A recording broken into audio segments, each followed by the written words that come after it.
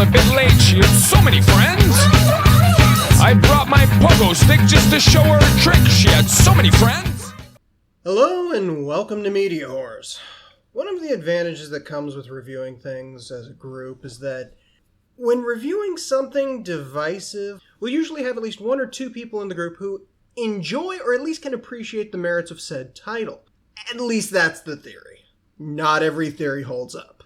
Today we'll be putting that premise to the test as we look at the divisive blockbuster anime of 2010, High School of the Dead, which was produced by Madhouse and released in North America by Sentai Filmworks. So let's take a look as one man attempts to fight off a full-on assault of mindless flesh and zombies, as I throw this to the round table. I'm sorry, did you say that was released by Hentai Filmworks? Sentai! Oh, sorry, because hentai wouldn't make any sense with such a distinguished title as this. I have two things to say about this. One, fuck. Even when drunk, I wasn't able to tolerate this pile of fat trap. But my second point is that underneath all the cleavage and pointless softcore scenes and the infuriating characters, there's a damn good zombie story under this. Yeah, but that only accounts for about a tenth of what we get. That was such a promising and interesting tenth. For those who aren't familiar with this series, the anime starts out at a Japanese high school where everything goes to shit when a zombie attacks a member of the faculty. Our main character, Takashi, bands together with a number of other students as chaos erupts and cleavage unfolds. Now, I like a good horror anime, so I was initially interested in this series. That didn't last. As it turns out, this isn't so much horror as it is a raging torrent of ass. Well, more appropriately, it's a raging torrent of tits and ass. The amount of fan service in this show is honestly pretty ludicrous when you consider the fact that it occasionally seems to want to be taken seriously. Yeah, seriously. Zombie panties. The characters, I'm using that term loosely, consist of our bland main protagonist, our bland main love interest, our resident gun junkie, our psychotic female designed to confuse Jimmy, our glasses nerd designed to irritate everyone, Nurse Breasts, and the young girl who gets introduced midway through the season to make every scene even creepier than it already was. I swear, Nurse Breasts must have had perpetual motion machines hidden in those zeppelins of flesh, given the way they'd never stop moving. Hey, that character's name was Nurse Boobs. Let's not degrade her further by getting her name wrong. I remembered her as Nurse Cleavage and the fact that she was a lesbian. Oh, right. I was trying to block that out, along with the rest of the show. She is an awful character. Despite ostensibly being the adult of the group, she has the most childish personality. She even gets drunk and hits on our bland main character. What did you expect? Did you not hear what the school's anthem was?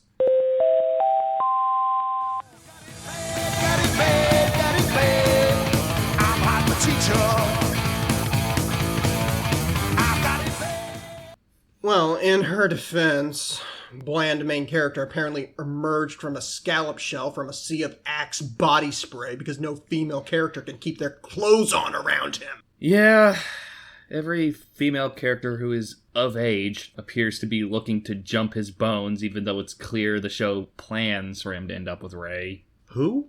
Bland love interest. No, seriously, which one is Ray? Jesus, Caveman, it's the girl with the spear, though I guess that goes a long way towards proving our point. Well, it could be worse. She could be Psycho, the sword girl. She's a character who was interesting at the start, but got fucked over royally by the story. Literally. This is a character who is initially presented as a strong, capable lead. However, by the time the show starts approaching its conclusion, we actually have a scene where she is having a mental breakdown in the middle of a zombie encounter and needs to be groped into action by main character. Caveman's head almost exploded when he saw her... what do I even call that? Her battle attire. She appears standing on top of a moving Humvee, wearing only an apron and a thong. Apparently, the top of a high-speed vehicle is the best place for a swordsman to fight. Cover Anakin! I have the high ground! I don't even... Then we have the glasses fetish, Saya Takagi. She has to tsundere love interest for our other male character. She's attracted to the main character, because she's female, but it appears the show intends for her to be with Kora. She was irritating as hell, but she received the most character development in the series. That's true. We shouldn't undersell her. She's the most analytical of the main characters, as she's the one who ran tests to understand what the zombies in this series were capable of. Then there's Kota Hirano, who is probably the most interesting of our main characters. He's named and modeled after the creator of Hellsing, and I get the sense that inspiration has a lot to do with why he's the most compelling character. Certainly explains his affinity for guns. He's also the only one who is even moderately likable. He often serves as a comedic relief, but he also steps up to defend those around him. He also provides a character type that feels unique, not only for the series, but for the horror genre as a whole. Usually you can expect the overweight geeky male to be a liability in this type of media, but he is easily one of the most competent and capable members of the group. We also have Alice. She is a 7-year-old who pees on main character's back. I think that appropriately sums up her role here. I don't even understand why she's in this. If you're going to have an overly sexualized series like this, I don't see why you would throw a young child into the mix. It fortunately doesn't appear to be for the purpose of sexualizing her, but she constantly feels out of place. I liked her. She wasn't all that well defined as a character, but she was cute, and as long as she was around, it usually gave the characters a reason to keep their clothes on. Finally, there is Shizuka Marikawa. Who? Nurse Boing. She was there to be their medic and because she could drive. Apparently, the creator of the series, Shoji Sato, performed a satanic ritual to channel all of the fan service that ever existed in the world and compact it into a semi-human form. You only say semi-human form because she can apparently use her breasts as pillows to sleep on. Do you not realize nobody that skinny has boobs like those? Fat deposits do not work that way! They do not! Sorry I'm not some twig with a ridiculous boob job that makes my breasts defy gravity and sparkle like candy! There was one character that we need to spotlight, and that term could be applied in more ways than one, and that is pedo teacher. The zombie apocalypse starts, and before the day is even done, this character has already started a sex cult with his former students. This is a character whose behavior, regardless of how much trauma you faced, would send up all of the red flags that there could ever be. I hate this character, and I don't mean in the way you're supposed to hate a villain. I hate the very concept of this character. It seems as if every antagonistic force, aside from the zombies themselves, is motivated purely by lust in this series. This is the type of character where I find it difficult to think of a punishment that would appropriately represent all of my rage. And to make matters worse, we don't even get to see him die in this season. What? I thought he took a concrete barricade to the face. Apparently he survived that. Oh, god damn it! There are concepts here that had potential. A high school setting is an interesting location for a zombie outbreak due to the number of people present and the ability to lock down portions of the building. Unfortunately, despite the title, the show only spends 2 episodes at the school. Kora actually came up with a drinking game for this show because he's a sadistic teetotaler who enjoys watching Jimmy and me suffer. It's called Panty Shots. Yeah, I can't actually recommend that anyone play this game since Jimmy actually blacked out and had to go back and rewatch some episodes. The concept is that whenever there's a fan service shot, specifically containing panties or jiggle, you take a shot. Also, you need to make sure you don't count the opening, because that alone will kill you via alcohol poisoning. That's kinda sad, because the opening is one of the few parts of the series that I actually did kinda like. At the series' onset, its fan service is comparatively restrained. When I was first watching the series, I actually questioned whether or not it was there to add a feeling of discomfort that could be used to supplement a sense of horror. Turns out that, no, it is just there to titillate. And this was it being subtle. Yeah, by episode 6, it was clear the show had no interest in subtlety or even horror, as it just turns into softcore porn at that point. Right, that's the episode where they have the bath scene.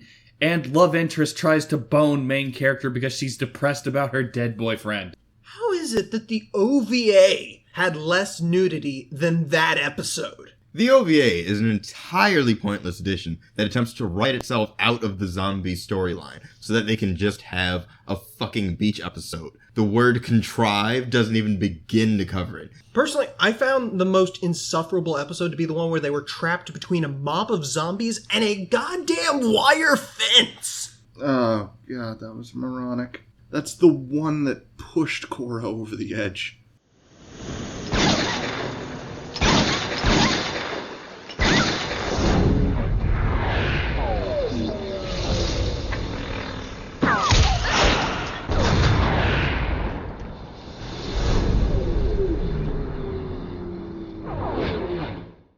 Do you get that it's King Lear? Are you fucking kidding me? Bullet fucking time fucking cleavage? There is not a single goddamn instance of logic in this entire goddamn scene. How the fuck did it come to this? I mean, as a species, how did we reach this point in our existence? Oh, we have a fucking onion of stupid here with this one. It's nearly impossible to wrap your head around the goddamn layers here. Jesus. We're gonna have to break this down bit by bit. First of all, why is he shooting at Sword Girl? He doesn't appear to be hitting any of the zombies, so is he just trying to kill her? And second, why is she not pissed at him for shooting at her? Thirdly, are you going to tell me that he doesn't have the 2 seconds necessary to unclip the rifle from love interest? He takes the time to get advice from Hirano on how to use it, so why couldn't he fucking detach the damn thing during that time? Fourthly, they could just run through the zombies. Hell, 2 of the main characters actually do that, and then can't return the same way because jurisdiction? I don't fucking know. Fifthly, what the hell is going on with those breast ripples? I don't know what that shit wiggling and jiggling around on our vaguely human-shaped piece of flesh is, but flesh does not work like that. Wiggle, wiggle while you're wriggling free. Gonna giggle while you're jiggling a wiggling spree. Sixthly, why can't they just escape through the wire fencing behind them? Even if it's razor wire, which they never say it is, there's more than enough space for them to crawl through. They could even jump over it from the Humvee. Seventhly, why don't they just take refuge in the fucking Humvee if the fence isn't an option? Even if the engine won't start, it's an armored fucking vehicle! And they could crack the windows and shoot through the gaps. Eighthly, why the fuck doesn't Glasses Girl check to make sure there are no zombies right next to her when she gets out of the goddamn Humvee? And why doesn't Coda kill the one right next to her or warn her? Ninthly, why does main character just throw his shotgun away when things aren't going well? Never throw away the damn shotgun. And Sword Girl even tells him to get love interest back into the Hummer, but he doesn't even try. Also, 10thly, they crash into the fence with the Humvee. How did that stop a speeding vehicle of that size? 11thly, love interest only got thrown from the top of the vehicle because she was laying down on top of it while it was driving. What is with you people in riding on the top of the vehicle? And finally, how the hell can her breast massage the bullet? It's a rifle round, goddammit! It would either go through her breast, or her breasts would have to be moving at such a velocity that they'd go rocketing off of her goddamn torso! And you know what? I'd actually rather see that at this point. Compared to everything else going on, I'd actually find that kind of cool. Clearly, we're dealing with high art. It doesn't have to be high art, but this is just mind-numbing. If anything, the English dub just makes it worse. Who is she? Sarah fucking Palin? There is a joke that will never feel dated. Seriously, you couldn't think of anything else? Jesus, looks like someone rated Charlton Heston's Cold Dead Hands. To be fair, at least the dub toned down the fact that Sword Girl apparently climaxes while she's fighting.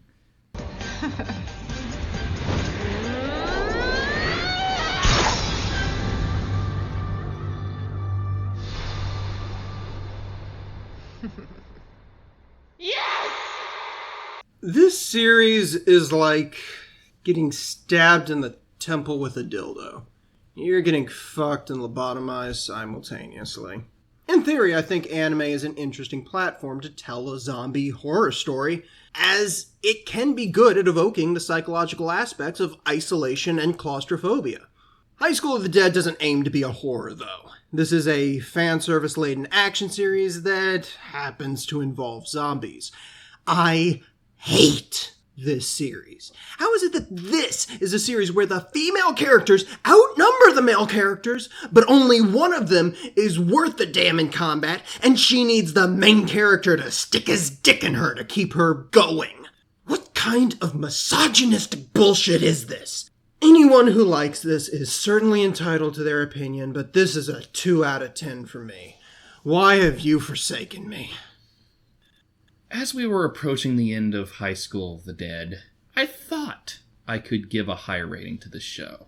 But when I look back at it as a whole, there's nothing in the plot that comes even close to justifying the often creepy and misogynistic fan service. The action scenes were mainly due to poor writing, and the dialogue was terrible. Its treatment of the female characters makes even hentai look down on it in shame. There were occasional moments of promise in this show that made me somewhat hopeful, but this is a 2 out of 10. Why have you forsaken me? You used to give me such wonderful things. I'm a zombie fan. Zombie movies are one of my favorite types of entries on the horror genre. This show could have worked. There was a decent idea hidden deep below the surface, but it barely ever saw the light of day. This was a miserable experience for me. I have watched plenty of terrible media over the years, but I can easily count this as one of my least favorite, and few others have come close to making me this angry. This vitriol just refuses to fade. Maybe if I hadn't felt the obligation to finish this series, I could have just walked away after episode 6 and just given it a mediocre rating. But I needed to see this through. This is on the bottom end of a 2 for me. Oh dear God, I hated this shit. I hated it sober, I hated it drunk, I hated it when I was so drunk that my memory just says fuck it and then removed it for me. I really want to forget everything about it, but no matter what, the hate just won't leave me. There are good moments hidden in there, and the animation can be gorgeous, but it feels like an insult to those moments and that animation that they have to be a part of this garbage. They get overshadowed by panty shots, moronic logic, nude scenes, and just an overall conglomeration of bullshit. This is a dumb fucking show, and I can't find the humor or fun in it. I can't even wrap my head around this as a guilty pleasure. This is shit. Nothing else need be said. I give this a 2. Why have you forsaken me?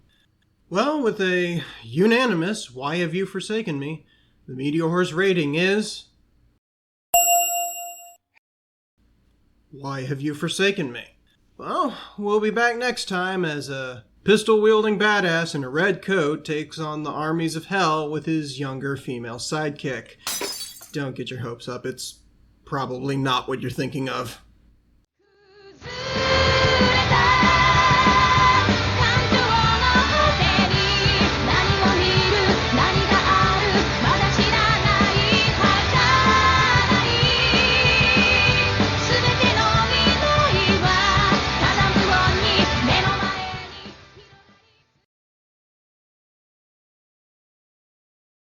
It's over, Anakin! I have... That's what Maul told him.